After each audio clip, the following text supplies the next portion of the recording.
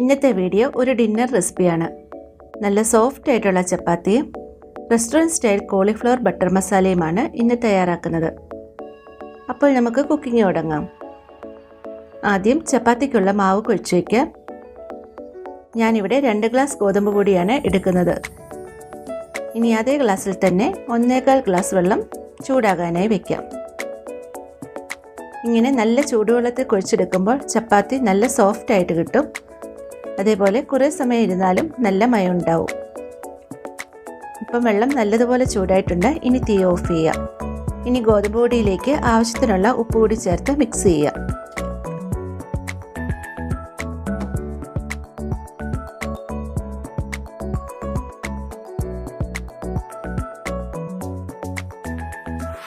വെള്ളം കുറച്ച് കുറച്ചായി പൊടിയിലേക്ക് ചേർത്തിളക്കാം.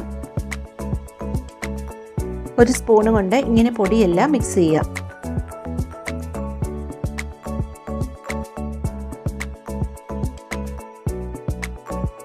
കുറച്ചുകൂടി വെള്ളം ചേർത്ത് കൊടുക്കാം. വെള്ളത്തിൻ്റെ അളവ് പല പൊടികൾക്കും അനുസരിച്ച് വ്യത്യാസം ഉണ്ടാവും. ഞാനിവിടെ 1 ഗ്ലാസും പിന്നെ 2 ടേബിൾ സ്പൂൺ വെള്ളവും ചേർത്തിട്ടുണ്ട്. ഇങ്ങനെ ഈ ഒരു പരുവത്തിൽ മാവ് കുഴഞ്ഞു കിട്ടണം. ഇനി ഇത് ചൂടാറാനായി മാറ്റിവെക്കാം. ഇപ്പം ചൂടൊന്ന് കുറഞ്ഞിട്ടുണ്ട്. ചെറിയ ചൂടോടെ തന്നെ വേണം ഇത് കുഴച്ചെടുക്കാൻ.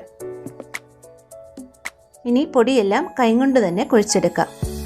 നല്ലവണ്ണം അമർത്തി ഒരു 5-6 മിനിറ്റെങ്കിലും കുഴയ്ക്കണം. ഇപ്പം നന്നായി കുഴഞ്ഞു വന്നിട്ടുണ്ട്. ഇനി അല്പം നെയ്യോ ഓയിലോ ചേർത്ത് കുഴയ്ക്കാം.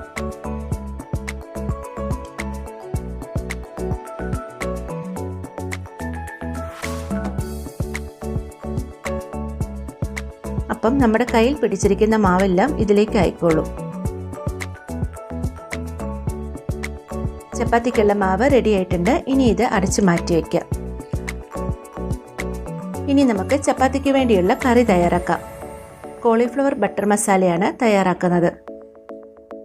ഒരു ഇടത്തരം കോളിഫ്ലവർ അടർത്തിയെടുത്ത് നല്ല തിളച്ച വെള്ളത്തിൽ അല്പം മഞ്ഞൾപ്പൊടിയും ഇട്ട് 15 മിനിറ്റോളം സോക്ക് ചെയ്തതിന് ശേഷം നല്ലവണ്ണം 2-3 പ്രാവശ്യം കഴുകി ഡ്രെയിൻ ചെയ്തെടുത്തതാണിത്. കോളിഫ്ലവറിലുള്ള വിഷാംശമൊക്കെ പോകാനും പിന്നെ ഉള്ളിൽ എന്തെങ്കിലും കീടങ്ങളോ വല്ലതും ഉണ്ടെങ്കിൽ കളയാനുമാണ് ഇങ്ങനെ ചെയ്യുന്നത്. ആദ്യം നമുക്ക് കോളിഫ്ലവർ ഫ്രൈ ചെയ്തെടുക്കാം. അതിനായി ഒരു ബാറ്റർ തയ്യാറാക്കാം. 3 ടേബിൾ സ്പൂൺ മൈദയും 3 ടേബിൾ സ്പൂൺ കോൺഫ്ലവറും 1 ടീസ്പൂൺ കുരുമുളക് പൊടിയും ആവശ്യത്തിനുള്ള ഉപ്പും കൂടി ചേർത്ത് അല്പം വെള്ളവും കൂടി ഒഴിച്ച് കുഴച്ചെടുക്കാം.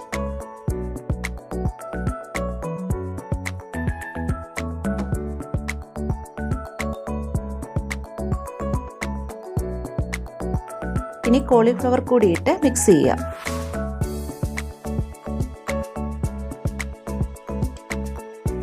കോളിഫ്ലവർ കോട്ട് ചെയ്തിരിക്കുന്ന പരുവത്തിൽ വേണം ബാറ്റർ ഇരിക്കേണ്ടത്.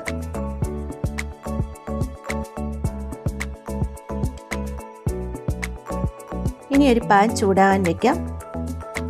ചൂടായി വരുമ്പോൾ കുറച്ച് ഓയിൽ ഒഴിച്ചു കൊടുക്കുക. സൺഫ്ലവർ ഓയിലോ വെജിറ്റബിൾ ഓയിലോ വേണം ഈ കറിക്കായിട്ട് ഉപയോഗിക്കേണ്ടത്. എണ്ണ നന്നായി ചൂടായി കഴിയുമ്പോൾ കോളിഫ്ലവർ ഇട്ട് ഫ്രൈ ചെയ്തെടുക്കുക. ഈ സമയം കൊണ്ട് നമുക്ക് ഗ്രേവിക്കുള്ള സാധനങ്ങളെല്ലാം അരിഞ്ഞെടുക്കാം. ഇതിനായി 2 തക്കാളി, 1 സവോള, ഒരു ചെറിയ കഷ്ണം ഇഞ്ചി, 3-4 വെളുത്തുള്ളി ഇത്രയും എടുത്തിട്ടുണ്ട്. സവോള ഇതുപോലെ വലിയ കഷ്ണങ്ങളാക്കി കട്ട് ചെയ്യാം. തക്കാളിയും കട്ട് ചെയ്തെടുക്കാം.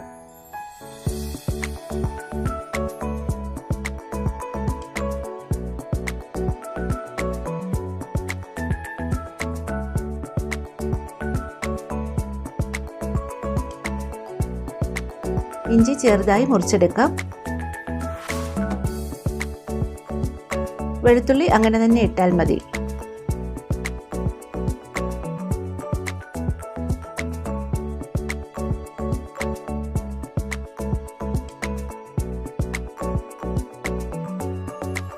കോളിഫ്ലവർ ഫ്രൈ ചെയ്തെടുത്ത അതേ എണ്ണയിലേക്ക് തന്നെ നമുക്ക് അരിഞ്ഞു വെച്ചിരിക്കുന്നതെല്ലാം ഇട്ട് വഴറ്റി കൊടുക്കാം.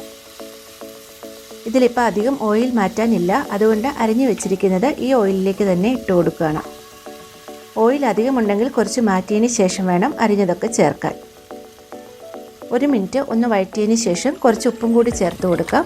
തക്കാളി ഒന്ന് വഴന്നു വരുന്ന സമയത്ത് 8-10 കാഷ്യൂ നട്ട് കൂടി ചേർത്ത് കൊടുക്കാം.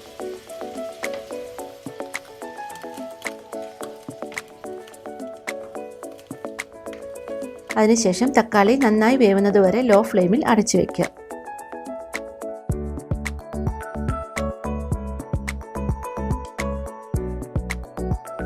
ഇപ്പം തക്കാളിയൊക്കെ നല്ലതുപോലെ വെന്തിട്ടുണ്ട്. ഇനി തീ ഓഫ് ചെയ്തതിന് ശേഷം തണുക്കാനായി വെക്കാം. ഇപ്പം തണുത്തിട്ടുണ്ട്. ഇനി ഇത് പേസ്റ്റ് പോലെ അരച്ചെടുക്കാം. ഇതുപോലെ അരച്ചെടുക്കണം. അതേ പാനിൽ തന്നെയാണ് നമ്മൾ ഇനി മസാല തയ്യാറാക്കുന്നത്. ഇതിലിപ്പോൾ ആവശ്യത്തിനുള്ള ഓയിൽ ഉള്ളത് കൊണ്ട് വേറെ ഒഴിക്കുന്നില്ല. ഓയിൽ ഇല്ലെങ്കിൽ അല്പം ഓയിൽ ഒഴിച്ചു കൊടുക്കണം. ഓയിൽ ചൂടായി വരുമ്പോൾ ലോ ഫ്ലെയിമിലാക്കിയതിന് ശേഷം 1/4 ടീസ്പൂൺ മഞ്ഞൾപ്പൊടിയും 2 ടീസ്പൂൺ മുളക് പൊടിയും ചേർത്തിളക്കാം.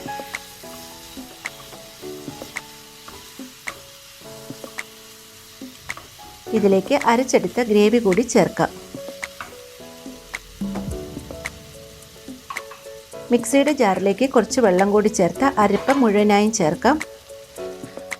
ഗ്രേവിക്ക് ആവശ്യത്തിനുള്ള വെള്ളവും കൂടി ചേർത്ത് കൊടുക്കാം. ഇനി ഈ ഗ്രേവിയിലേക്ക് 1 ടേബിൾ സ്പൂൺ ബട്ടർ ചേർത്ത് കൊടുക്കാം. 1 ടീസ്പൂൺ ഗരം മസാല ചേർത്ത് കൊടുക്കാം. ആവശ്യത്തിനുള്ള ഉപ്പ് ചേർത്ത് കൊടുക്കാം.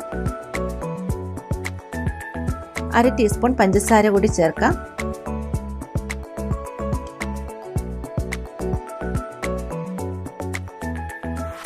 ഇനി നമുക്കിതിലേക്ക് ഒരു പിടി കസൂരി മേത്തിയും കൂടി ചേർത്ത് കൊടുക്കാം. കസൂരി മേത്തി ചേർത്താലേ നമുക്ക് ഈ ഒരു നോർത്ത് ഇന്ത്യൻ ടേസ്റ്റ് കിട്ടത്തുള്ളൂ. അപ്പോൾ തീർച്ചയായിട്ടും കസൂരി മേത്തി ചേർക്കണം. അതിനുശേഷം നമുക്ക് ഫ്രൈ ചെയ്ത് മാറ്റി വെച്ചിരിക്കുന്ന കോളിഫ്ലവർ കൂടി ചേർത്ത് 5 മിനിറ്റ് ഒന്ന് ഇളക്കി കൊടുക്കാം. ലോ ഫ്ലെയിമിൽ തന്നെയാവണം ഇതെല്ലാം ചെയ്യേണ്ടത്. ഈ സമയം കൊണ്ട് കോളിഫ്ലവറിൽ മസാലയൊക്കെ പിടിച്ചോളും. ഇപ്പം ഗ്രേവിയൊക്കെ ഒന്ന് കുറുകി തുടങ്ങിയിട്ടുണ്ട്. ഇനി നമുക്കിതിലേക്ക് 1 ടേബിൾ സ്പൂൺ ഫ്രഷ് ക്രീം കൂടി ചേർത്ത് കൊടുക്കാം. അതിനുശേഷം 2-3 മിനിറ്റ് കൂടി ഒന്ന് ഇളക്കിയതിന് ശേഷം ഗ്രേവിയൊക്കെ ഒന്ന് കുറുകി വരുമ്പോൾ തീ ഓഫ് ചെയ്യാം.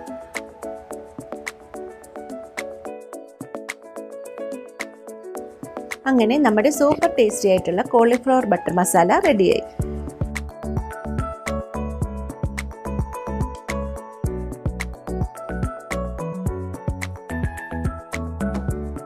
ഇനി നമുക്ക് ചപ്പാത്തി പരത്തി ചുട്ടെടുക്കാം.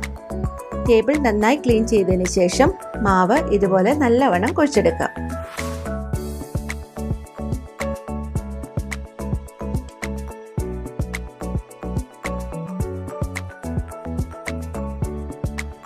ഇതുപോലെ ഉരുളകളാക്കി ഉരുട്ടിയെടുക്കാം. 2 ഗ്ലാസ് പൊടി കൊണ്ട് മീഡിയം സൈസുള്ള 16 ചപ്പാത്തി നമുക്ക് കിട്ടും. ഇനി ഇത് പൊടിയിൽ മുക്കി പരത്തിയെടുക്കാം.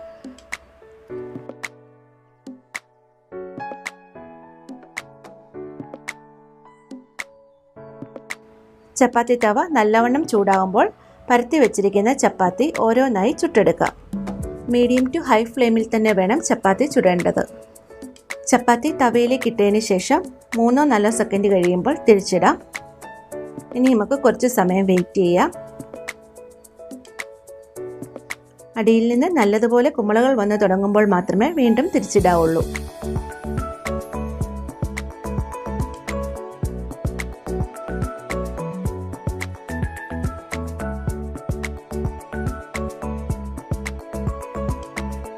നമുക്ക് തിരിച്ചിട്ട് കൊടുക്കാം. ചപ്പാത്തി ഇപ്പം നന്നായി പൊന്തി വരുന്നുണ്ട്.